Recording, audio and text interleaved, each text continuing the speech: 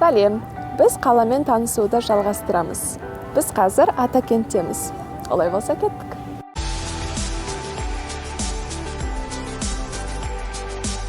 Күн жылығалы бері мейрамханалардың террасалары ашылуда.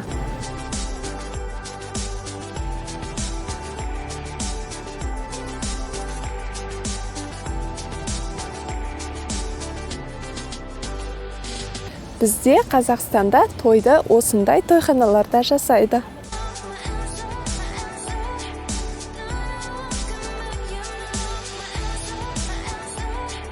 Қаламызда тойханалармен қатар әдемі қонақ үйлер де көп.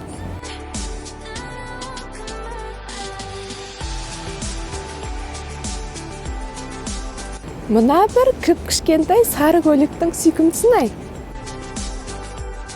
Осымен бүгінгі видеомызды аяқтаймыз. Көргендеріңізге рахмет. Келесі көріскенше сау болыңыздар.